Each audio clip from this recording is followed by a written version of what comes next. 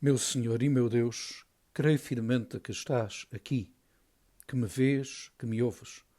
Adoro-te com profunda reverência. Peço perdão dos meus pecados e graça para fazer com fruto este tempo de oração. Minha Mãe Imaculada, São José, meu Pai e Senhor, anjo da minha guarda, intercedei por mim.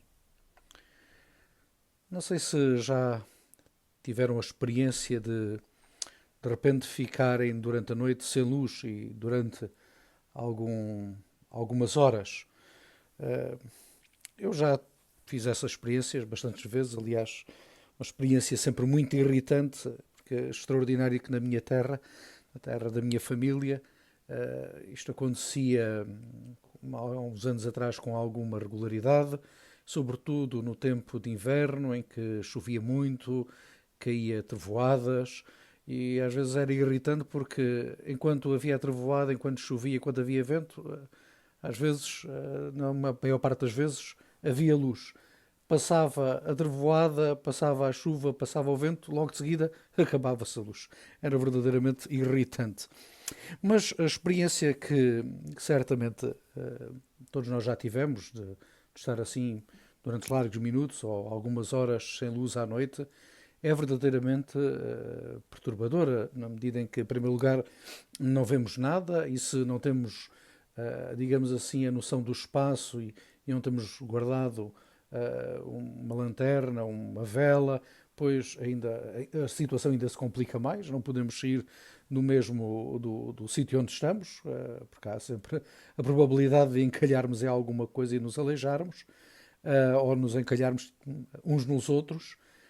E depois, porque mesmo às vezes estando com uma luz tenue de uma vela ou de algumas velas acesas, pois nós estamos habituados a ter plena luz, digamos assim, à noite, de termos a iluminação ligada, que de facto a situação torna-se um pouco desconfortável, diria, porque temos a televisão, estamos habituados a ter, como dizia, a luz acesa, termos, por exemplo, a televisão ligada, estarmos a ver qualquer coisa, ou estarmos a ouvir alguma música, sei lá, ou ligados ao computador, e de repente ficamos sem nada, não é? Ficamos assim, não estamos habituados de forma alguma a viver dessa forma.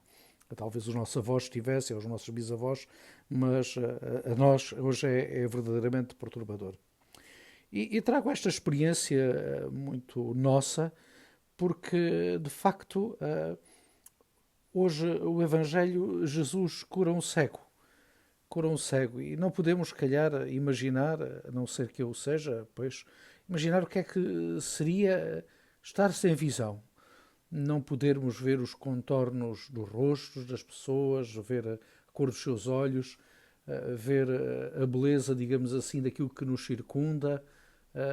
Pronto, podemos só imaginar ou talvez vendar-nos e fazermos uma experiência assim para ver como é que nós, pronto, iríamos, por assim dizer, desculpe a expressão, desarrascar. Mas a verdade é que ver é algo, é um sentido importante para nós. E hoje Jesus cura um homem cego que é levado pelos amigos ou por familiares que pedem a Jesus, suplicam a Jesus que o toque.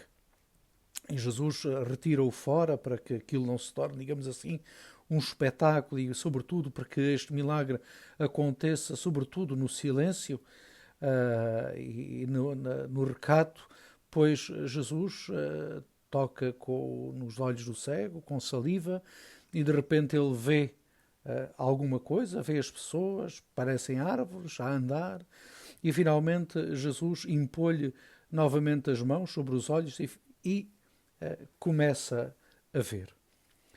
Esta passagem do Evangelho, se é verdade que nos relata um acontecimento verídico da cura deste homem que vivia sem poder ver a sua família, os seus amigos, sem poder contemplar a beleza do mundo, é também, por assim dizer, aquilo que a expressão de uma realidade que às vezes nos toca a nós e a tantos outros nossos irmãos, a tantas mulheres e a tantos homens de hoje que, vendo com os olhos da carne, não veem aquilo que está diante dos seus olhos e até se manifesta na própria natureza, que é a presença de Deus.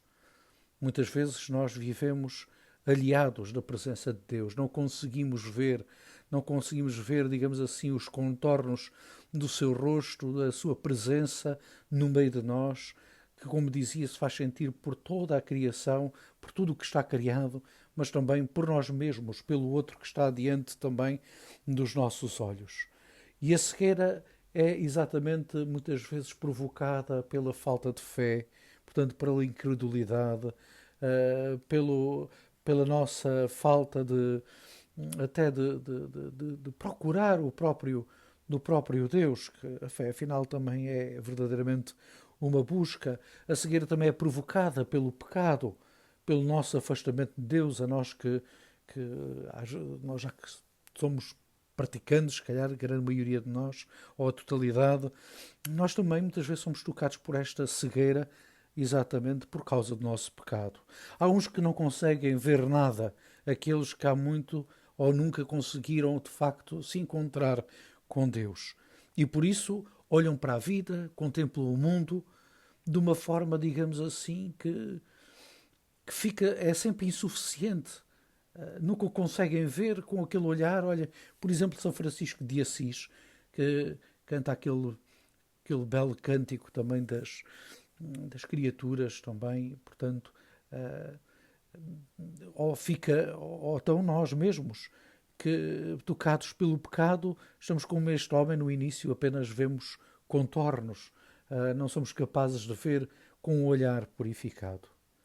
Hoje, neste dia, e diria que sempre, nós temos que pedir a Jesus que nos toque, coloque as suas mãos na nossa vida, no nosso coração e que sare, de facto, as nossas feridas e, sobretudo, cure a nossa cegueira. Pior será se nós próprios não reconhecermos que somos também este cego, porque então, de facto, não há nada a fazer. O grande problema daquele que está doente é se ele não reconhece a sua própria doença. Se não reconhece que está doente, então nunca se irá, digamos assim, deixar levar, nunca irá ter com o médico, nunca se queixará de nada e, portanto, nunca poderá ser curado e consequentemente, a doença vai afligindo e vai digamos, se agravando cada vez mais e mais. A cegueira que muitas vezes caímos no pecado, se nós não o reconhecemos, se nós não o tratamos com Cristo Jesus, se nós não nos dirigimos a Ele, que é o médico também da nossa vida, então podemos cair exatamente na situação daqueles doentes que teimosamente acham que estão muito bem.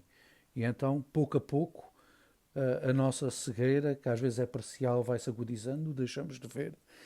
O pecado que não ligamos, que descuidamos de confessar, vai também corroendo a pouco e pouco o nosso coração, o nosso espírito, vai nos tornando insensíveis aos outros e, sobretudo, também insensíveis a Deus e vai nos destruindo e vai nos levando a levar, de facto, à morte. E não é a morte física e nem é essa que devemos temer, é exatamente aquela morte porque é produzida pelo pecado.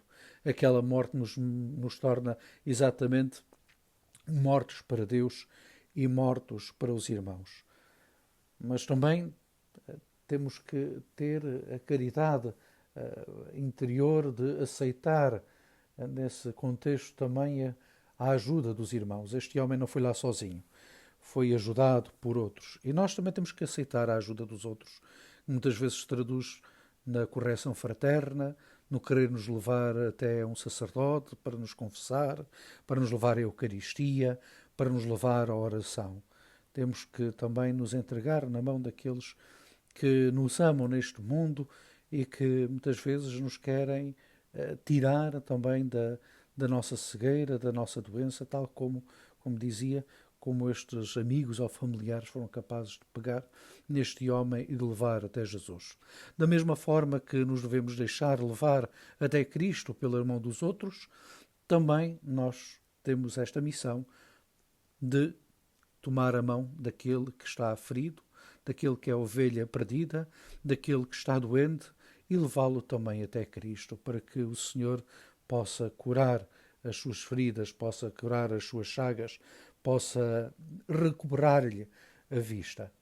E tudo isto hoje pedimos ao Senhor e pedimos-lo também, de facto, pela intercessão da Virgem Santa Maria, nossa Mãe. Dou-te graças, meu Deus, pelos meus propósitos, afetos e inspirações que me comunicaste nesta meditação. Peço-te ajuda para os pôr em prática. Minha Mãe Imaculada, São José, meu Pai e Senhor, anjo da minha guarda, intercedei por mim.